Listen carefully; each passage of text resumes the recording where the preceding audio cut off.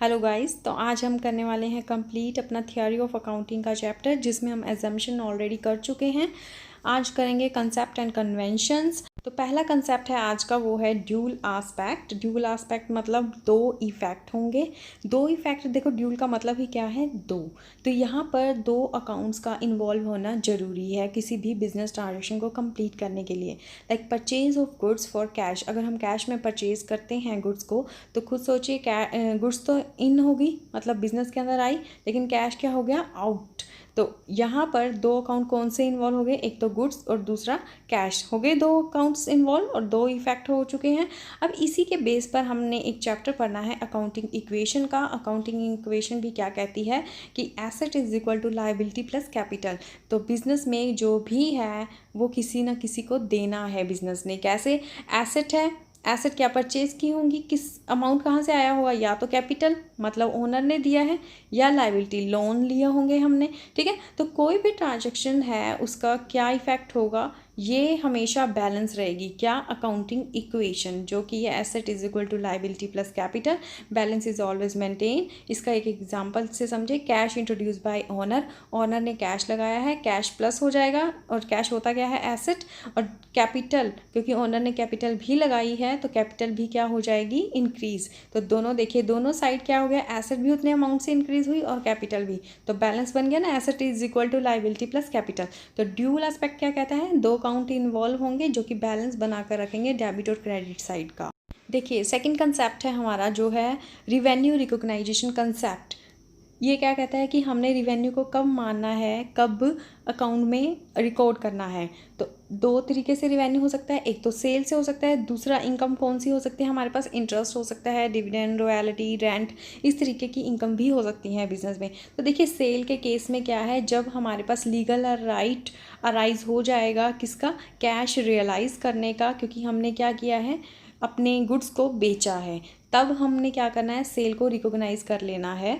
मतलब सेल की एंट्री हम अपने अकाउंट्स में कर लेंगे। लीगल राइट कब होगा, जब हमने ओनरशिप ट्रांसफ़र कर दी होगी, ठीक है, गुड्स की, तब हमारे पास लीगल राइट अराइज हो जाता है, तो सेल को हम तब रिकॉर्ड करेंगे अपने अकाउंट्स में। अब देखिए, जो इंटरेस्ट डिविडेंड की इनकम है, रॉयल्टी की है या रेंट की, उसको हमने कैसे करना है, टाइमली बेसिस।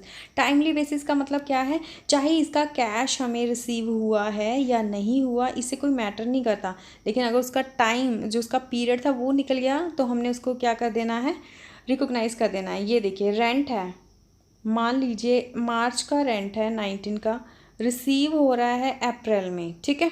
अब यहाँ रिसीव हुआ अप्रैल में, लेकिन हमने मार्च 19 के रेंट को कहाँ रियलाइज़ मान लेना है, 18-19 के फाइनेंशियल ईयर में हम इसे रिकॉग्नाइज़ कर देंगे। मतलब हम ये मान लेंगे कि हमारी इनकम कौन से पीरियड की है, 18-19 की, और हमें इसे रिवेन्यू को रिकॉग्नाइज़ कर लेना है, चाहे ये हमें अभी रिसीव हुआ है या नहीं हुआ। तो ये तो था रिवेन्यू रिकॉग्नाइजेशन कंसेप्ट। उसके बाद देखिए कंजर्वेटिज्म कंसेप्ट। ये क्या कहता है, ये कहता है कि हमेशा सेफ प्ले कीजिए, ठीक है, प्ले सेफ, प्रूडेंस, मतलब ये नहीं कि हम अपने जो प्रॉफिट को है ज़्यादा बढ़ा चढ़ा कर दिखाना है। अगर हम ऐसा करेंगे तो क्या होगा, कल को हमने क्या करना है, प्रॉफिट कहाँ जाता है, अगर हमने प्रॉफिट को बढ़ा हुआ दिखाएंगे, प्रॉफिट चला जाता है शेयर होल्डर के पास एज ए डिविडेंड।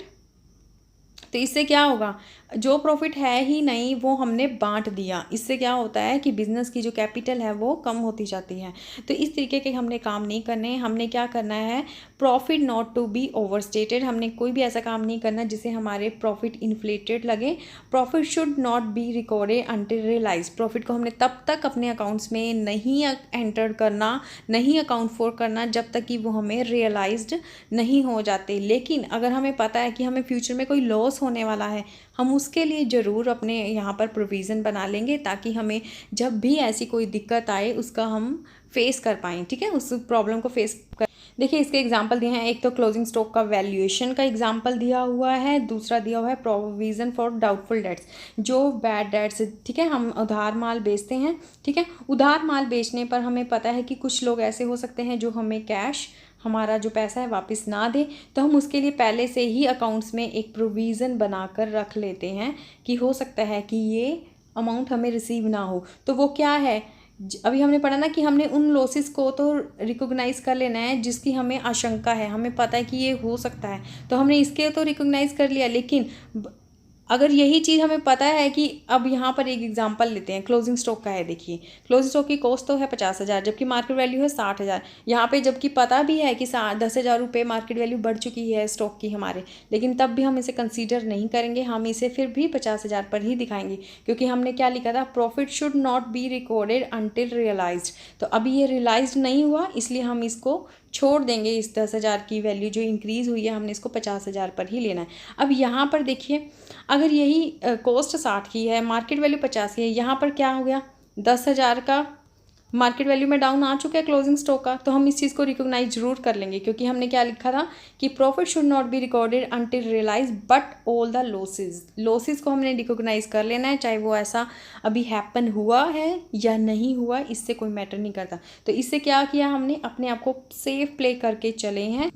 देखिए नेक्स्ट कंसेप्ट है कॉस्ट कंसेप्ट। अभी हमने रिवेन्यू का पढ़ा, अब हम पढ़ने वाले हैं कॉस्ट कंसेप्ट। इसमें है कि asset are recorded on purchase price. ठीक है, कॉस्ट का मतलब ये क्या है, जो बिजनेस को कॉस्ट आई है उसी बेस पर हम एसेट को रिकॉग्नाइज कर लेंगे। ठीक है, ये क्या है, हिस्टोरिकल नेचर है, क्योंकि हमने किस बेस पर कॉस्ट को अकाउंट्स में रिकॉर्ड किया होगा। जब हम कोई भी चीज़ खरीदते हैं, मशीनरी खरीदी, फर्नीचर खरीदा, उसके लिए हमें कोई ना कोई इनवॉइस बिल मिला हुआ, उस बिल के बेस पर जितनी हमने पेमेंट की है या क्रेडिट पर भी लिया है एक बार माल को, तो हम उस इनवॉइस के बेस पर अपने अकाउंट में एंट्री कर लेते हैं एसेट की। लाइक अगर हमने फर्नीचर के परचेज़ किया है 50,000, उसको ट्रांसपोर्ट करके लेकर आए हैं तो 5,000 उस पर लग गया, तो हमने एसेट कितने की रिकॉर्ड करनी है, 55,000 की रिकॉर्ड हो जाएगी। क्योंकि जब तक हम कोई भी चीज़ खरीदते हैं एसेट, जब तक वो बिज़नेस में आ नहीं जाती, तब तक का सारा खर्चा हम उसी एसेट में के लिए रिकॉर्ड कर देते हैं। तो यहाँ पर फर्नीचर 55,000, हमने इसको रिकॉर्ड कैसे किया होगा, क्योंकि हमारे पास क्या होगा, फर्नीचर का बिल होगा, ट्रांसपोर्ट वाले को पेमेंट के लिए भी कोई रिसीट होगी हमारे पास, तो यहाँ पर उनके बेस पर हमने इसको रिकॉर्ड कर लिया। तो यहाँ पर क्या कंसेप्ट है, कॉस्ट कंसेप्ट है, जो कि हिस्टोरिकल है और एविडेंस के बेस पर होगा। अब यहाँ पर हिस्टोरिकल कहने का मतलब एक और भी है कि हमने इसकी मार्केट वैल्यू को नहीं देखा, फर्नीचर की मार्केट वैल्यू क्या है, हम ईयर टू ईयर फर्नीचर को किस कॉस्ट पर दिखाते रहेंगे, जिस कॉस्ट पर हमने इसको परचेज़ किया था, मतलब 55,000 की दिखाएंगे। वो अलग बात है कि डेप्रिसिएशन भी हम इसमें से माइनस करेंगे, लेकिन हमारे लिए कॉस्ट कितनी है, 55,000 ही है। मान लीजिए इसकी मार्केट वैल्यू अब बन जाती है 60,000 रुपीज़। ठीक है, तो हमने इसको नहीं दिखाना, हमने फिर भी 55,000 को ही लेना है, क्योंकि यही कंसेप्ट कहता है कि कॉस्ट कंसेप्ट हिस्टोरिकल नेचर का है। इससे क्या होता है, हिडन प्रॉफिट जरूर बन जाते हैं। मान लीजिए हिडन प्रॉफिट का मतलब कैसे है, अभी मैंने बात की कि ये 60,000 है मान लीजिए इसकी वैल्यू, लेकिन हमने दिखाना किस वैल्यू पे है, 55,000 पर ही। तो अगर हम कल को इसको बेचेंगे तो हमें कितना 5,000 एक्स्ट्रा रिसीव होगा। ये जो 5,000 एक्स्ट्रा हमें रिसीव होगा ऑन सेल पर, ये क्या है, हिडन प्रॉफिट है। तो कॉस्ट कंसेप्ट की एक जो कमी कहें, एक तो हिडन प्रॉफिट बनाता है, और ये प्रेजेंट वैल्यू जो आज की वैल्यू है उसे कंसीडर नहीं कर पाता। उसके बाद देखिए नेक्स्ट कंसेप्ट हम पढ़ेंगे ऑब्जेक्टिव कंसेप्ट। इसी से मिलता जुलता है, क्यों है, देखिए ऑब्जेक्टिव का मतलब क्या है कि किसी की बायसनेस नहीं आनी चाहिए जब भी हम अकाउंटिंग में एंट्री रिकॉर्ड करते हैं। मतलब मेरा पॉइंट ऑफ व्यू कुछ और हो सकता है, आपका पॉइंट ऑफ व्यू किसी भी एसेट के लिए या किसी परचेज आइटम के लिए, मार्केट वैल्यू के लिए डिफरेंट हो सकता है। ठीक है, तो हमने क्या किया है, हमने अकाउंटिंग को कौन से कंसेप्ट पर लिया है, कॉस्ट कंसेप्ट पर, जो भी हमने पढ़ा इसीलिए लिया है ताकि कोई भी अपना जो नज़रिया है वो अकाउंट्स में ना थोप पाए। कैसे कि अब मान लीजिए मार्केट वैल्यू अभी मैंने बात की थी 60,000 है एसेट की, मान लीजिए कि मैंने किसी और से पूछा, वो तो कहता है इसकी जो वैल्यू है 65,000 है। अब person to person value differ कर सकती है, प्लेस टू प्लेस डिफ़र कर सकती है, लेकिन जो कॉस्ट कंसेप्ट था कि हमने किसके बेस पर, डॉक्यूमेंट के बेस पर ही एंट्री करनी है। जिस टाइम पर हमने उसे परचेज़ किया था उसके बिल जो थे, इनवॉइस थे, टैक्स इनवॉइस थे, उसके बेस पर हम एंट्री करेंगे। तो इसीलिए कहा है कि ये क्या है, किसी की बायसनेस नहीं है इसके अंदर, कोई अपनी जजमेंट नहीं लगा रहा। उसने क्या किया, इनवॉइस लिया, जितनी कॉस्ट लिखी हुई थी वही रिकॉर्ड कर दिया अकाउंट्स में।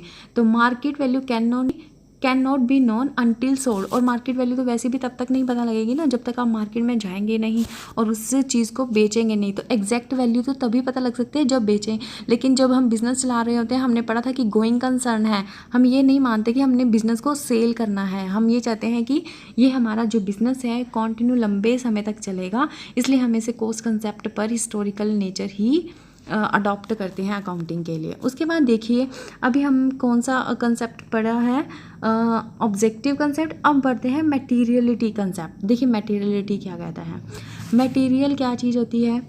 अब कोई चीज़ तभी मटेरियल होगी जब हमें इन्फ्लुएंस करेगी। मान लीजिए कि आपको पॉकेट मिलती है 5 रुपीज़, ठीक है। अगर ये 5 रुपीज़ आपसे गुम हो जाएं तो आपके लिए मटेरियल होंगे? यस मटेरियल होंगे, क्योंकि 5 रुपये आपको पॉकेट मनी के मिले, वही गुम हो जाए तो आपका तो हक्के बक्के रह जाओगे, उस दिन आपको कुछ नहीं मिलने वाला। लेकिन अगर आपको मिलते होते 1000 रुपये और उसमें से 5 रुपये क्या होते, मिस हो जाते, कहीं गुम हो जाते, लेकिन अभी भी आपके पास कितने हैं, 995 रुपीज़ अभी भी आपकी पॉकेट में है, तो आप इतना बोदर नहीं करेंगे जितना कि अगर 5 मिलते होते और 5 में से 5 ही चले जाते। तो यहाँ पर देखिए मटेरियल क्या चीज़ है, अमाउंट, ठीक है ना। अमाउंट, अगर अमाउंट किसी के लिए छोटी भी मटेरियल हो सकती है तो किसी के लिए बड़ी अमाउंट भी इमटेरियल हो सकती है।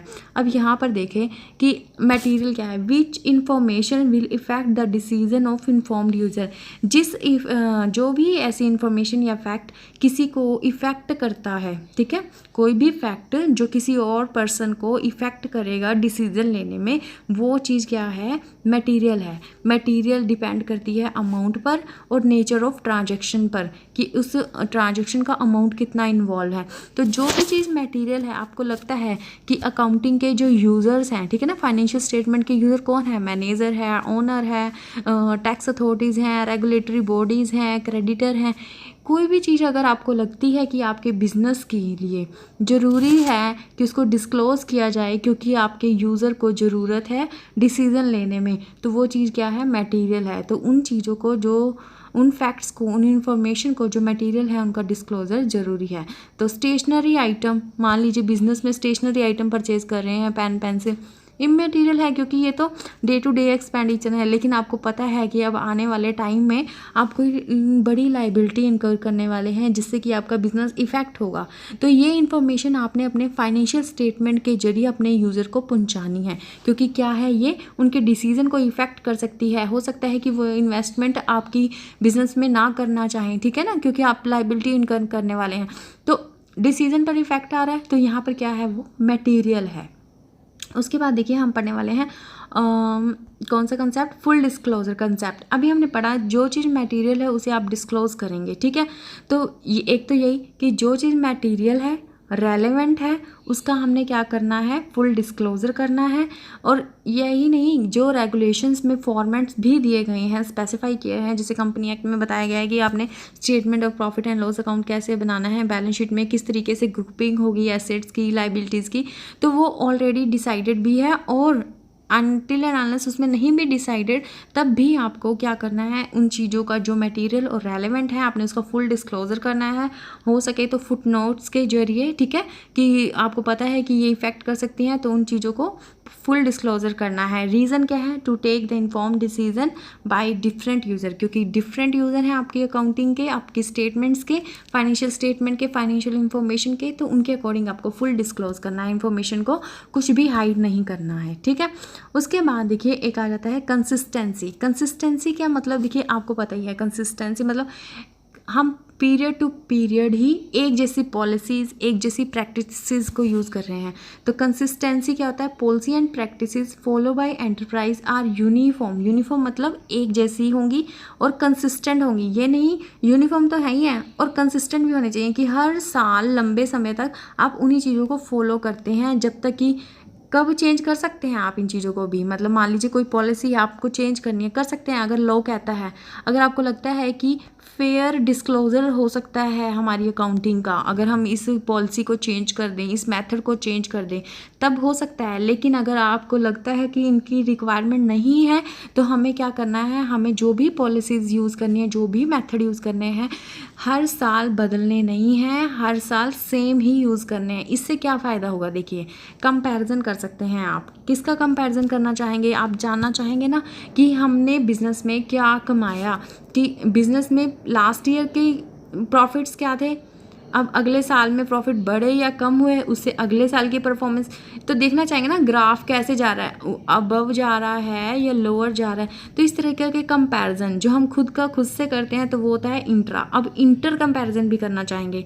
मान लीजिए कि आप 2 कंपनियां हैं एक इंडस्ट्री के अंदर, एक कंपनी तो कमा रही है 50,000 का प्रॉफिट, दूसरी कमा रही है 6 लाख का प्रॉफिट। आप क्या कंपैरिजन नहीं करना चाहेंगे कि इतना ह्यूज अमाउंट ऑफ प्रॉफिट ये दूसरी कंपनी कैसे कमा रही है? तो उसका कंपैरिजन कैसे हो सकेगा? क्योंकि हमने कंपैरिजन किससे करना पड़ेगा? दूसरी कंपनी से। तो दूसरी कंपनी के कंपैरिजन कैसे करेंगे? जब जो इंडस्ट्री फॉलो कर रही है, ठीक है ना, ये इंडस्ट्री फॉलो कर रही है वही फॉलो करें। तो हमने उनके साथ भी कंसिस्टेंट रहना है जो पूरी इंडस्ट्री की प्रैक्टिस है, और अपनी पॉलिसीज़ को भी बार बार चेंज नहीं करना है, ठीक है। अब जैसे मान लीजिए इसका एक और एग्जांपल अगर हम लें, मान लो कि डेप्रिसिएशन का जो पॉलिसी हमने चेंज कर ली, एक जो पहले वाली पॉलिसी थी उससे हमारा डेप्रिसिएशन आ रहा था 10,000, लेकिन जो इस बार की पॉलिसी हमने चेंज कर ली मेथड तो उससे आ रहा है डेप्रिसिएशन 50,000। अब यहाँ पर हमारा प्रॉफिट 40,000 सीधा ही इस साल क्या होने वाला है? कम, क्योंकि हमने डेप्रिसिएशन ज़्यादा लगा रखा है इस बार। तो देखने वाले को कैसे पता लगेगा? डेप्रिसिएशन का मेथड अगर हमने सेम नहीं रखा तो देखने वाला तो यही कहेगा ना कि 40,000 का प्रॉफिट कम आया, मतलब आपकी परफॉर्मेंस अच्छी नहीं है। लेकिन ऐसा नहीं हुआ क्या है, डेप्रिसिएशन की मेथड को ही चेंज कर दिया। हो सकता है हमने अपने टैक्स को बचाने के लिए या किसी और प्रैक्टिस के लिए ऐसा काम कर दिया हो। तो हमें कुछ ऐसा नहीं करना, हमें कंसिस्टेंट रहना है अपनी पॉलिसीज़ और प्रैक्टिसेस में। उसके बाद हम पढ़ने वाले हैं एक कंसेप्ट जो हमारा रह गया है, वो है मैचिंग कंसेप्ट। मैचिंग कंसेप्ट में देखिए क्या होता है, मैचिंग का मतलब ही क्या है? किसी चीज़ को मैच कर रहे हैं। मैच कैसे, किस चीज़ को कर सकते हैं बिजनेस के अंदर? रिवेन्यू को या फिर कोस्ट को। अभी हमने पढ़ा रिवेन्यू तभी रिकॉग्नाइज किया जाता है जब उसका लीगल राइट राइज हो जाता है रियलाइज़ करने का, और कोस्ट को कब किया जाता है? जब हमने उसकी सर्विस को अवेल कर लिया हो, मतलब उसका बेनिफिट ले चुके हों। जैसे कि अगर सैलरी है, अगर हमने एम्प्लॉय की सर्विसेज ले रही हैं तो सैलरी को क्या है? कॉस्ट बन गई हमारी, क्योंकि अब हमने उसे सैलरी तो देनी ही है। तो जब सर्विस अवेल कर ली तो कॉस्ट बन जाएगी, और अगर ट्रांसफ़र ऑफ ओनरशिप या लीगल राइट राइज हो चुका है कि हम अपना अमाउंट रियलाइज़ कर सकते हैं उस पर्सन से जिसको हमने सेल की है, तो वहाँ पर हमने क्या करना होता है? Revenue recognise. तो यहाँ पर हमने रिवेन्यू और कॉस्ट, जब हम एक पीरियड का प्रॉफिट निकाल रहे होते हैं, प्रॉफिट या लॉस निकाल रहे होते हैं, तो पर्टिकुलर पीरियड का ही रिवेन्यू लेना है और उसी का ही कॉस्ट लेनी है। जैसे कि मान लीजिए फाइनेंशियल ईयर 19-20 के लिए हमने प्रॉफिट एंड लॉस अकाउंट बनाया, ठीक है। तो हमने क्या करना है, जो सेल ले रहे हैं इधर मान लीजिए, ठीक है, इधर हम ले रहे हैं एक्सपेंडिचर, तो यहाँ पर जो भी इनकम आएंगी वो कौन सी ईयर की होंगी? 1920 से रिलेटेड ही होंगी। जो भी एक्सपेंडिचर आएंगे वो भी 1920 से रिलेटेड होंगे। मान लीजिए कि यहाँ पर हमने एक सैलरी पे की हुई है अप्रैल 20 की, क्या एक्सपेंडिचर में आएगी? नहीं आएगी अप्रैल 20 की सैलरी, क्योंकि अप्रैल 20 रिलेट किससे करता है? 20 और 21 के फाइनेंशियल ईयर से, ना कि 1920 के, ठीक है। तो कॉस्ट मैचिंग कंसेप्ट क्या कहता है? कॉस्ट और रिवेन्यू पर्टिकुलर पीरियड का ही होना चाहिए, और वो पीरियड हम कौन सा लेते हैं? वैसे जो फाइनेंशियल ईयर होता है अकाउंटिंग पीरियड ही लेते हैं। इसी के बेस पर जो हमने एक एग्जाम्पल मैंने लिखा हुआ है कि, तो देखिए जब हम निकाल रहे होते हैं कॉस्ट ऑफ गुड प्रोड्यूस, तो हमने उसमें से क्लोजिंग स्टॉक को माइनस कर देना होता है। क्यों करते हैं हम माइनस? आप खुद सोचिए।